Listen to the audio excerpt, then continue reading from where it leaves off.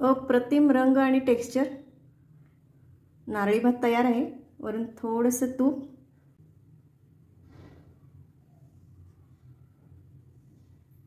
नमस्कार, मी ज्योती पटवर्धन।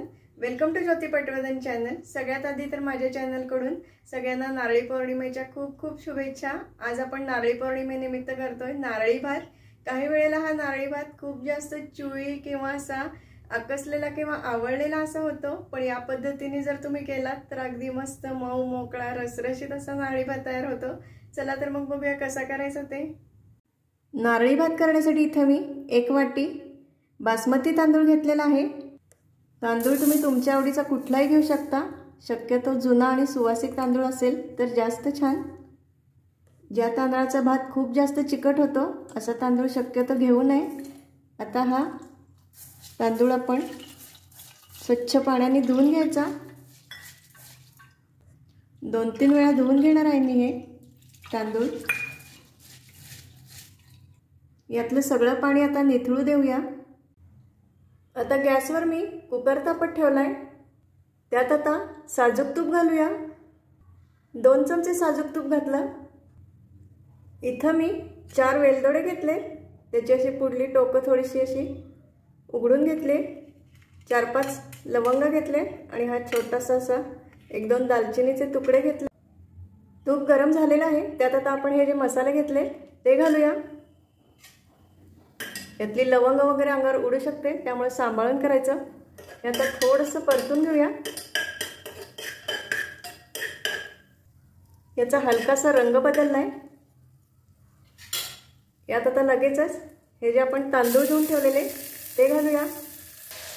हलक्या हाताने तांदूळ आपल्याला परतून घ्यायचे।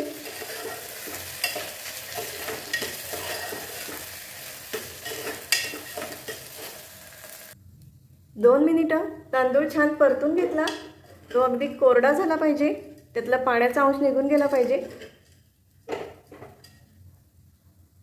आता यात मी पाणी घालतेय। 1 वाटी तांदळासाठी मी 2 वाट्या पाणी वापरते इथं।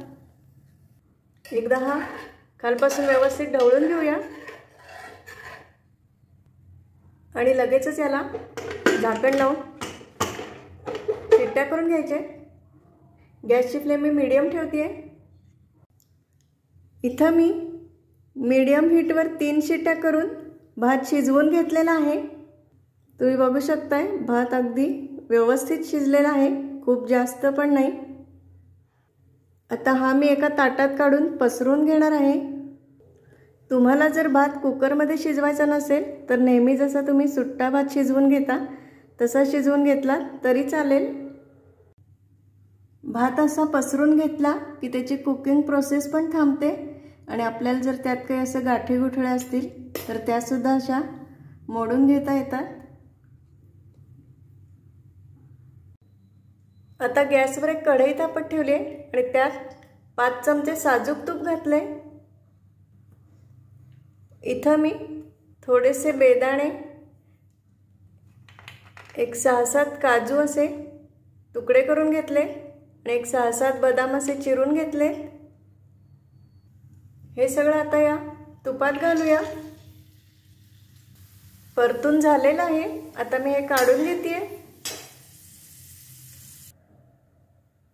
आता यातच मी 1 वाटी ओलं खोबरं खोवून घेतलेलं आहे ते घालतेय। आता याच्यात गूळ घालतेय। गूळ मी इथं 1.5 वाटी घेतलाय, पण तुम्ही तुमच्या आवडीनुसार कमी जास्त करू शकता। खूप जास्त गोड नको असेल तर तुम्ही 1 किंवा 1.25 वाटी सुद्धा घेऊ शकता। आता आपल्याला यात गूळ अगदी व्यवस्थित विरघळून घ्यायचा आहे। याचा पाक करायचा नाही आहे, गूळ फक्त विरघळून घ्यायचा आहे। त्यासाठी गूळ बारीक चिरून घ्यायचा अगदी। गूळ विरघळतोय तोपर्यंत मी 2 चमचे खसखस घालते यात, 2 टीस्पून, म्हणजे याच्यावर बरंच ती भाजली जाईल। गूळ आता पूर्ण विरघळलेला आहे।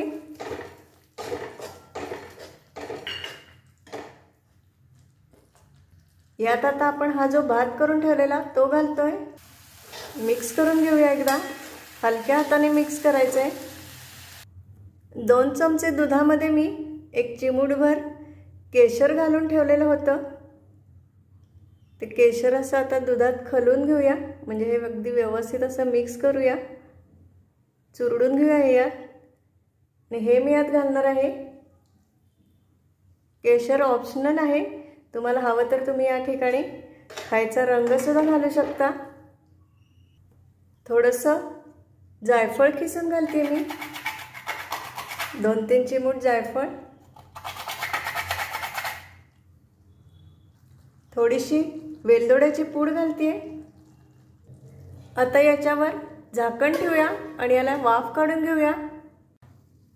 3-4 मिनिटं अगदी मंद गॅसवर हा भात शिजत ठेवलेला होता झाकण ठेवून। गॅसची फ्लेम अगदी मंद ठेवायची।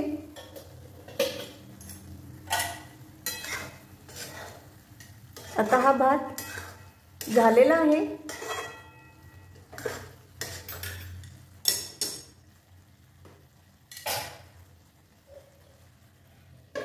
परत एकदा याच्यावर झाकण ठेवतोय, गॅसची फ्लेम आता बंद करतोय। 1-2 मिनिटं असंच याला झाकून ठेवायचं, गॅसची फ्लेम बंदच आहे। 2-3 मिनिटं हा भात असाच झाकून ठेवला होता। यात आता मी जे ड्रायफ्रूट्स आपण तळून ठेवलेले ते घालते। थोडेसे मी गार्निशिंगसाठी ठेवते। हा भात 1 तासभर मुरत ठेवला तर अजून जास्त छान लागतो। मिक्स करूया। नारळी भात तयार आहे। आय होप की तुम्हाला हा व्हिडिओ आवडला असेल। धन्यवाद।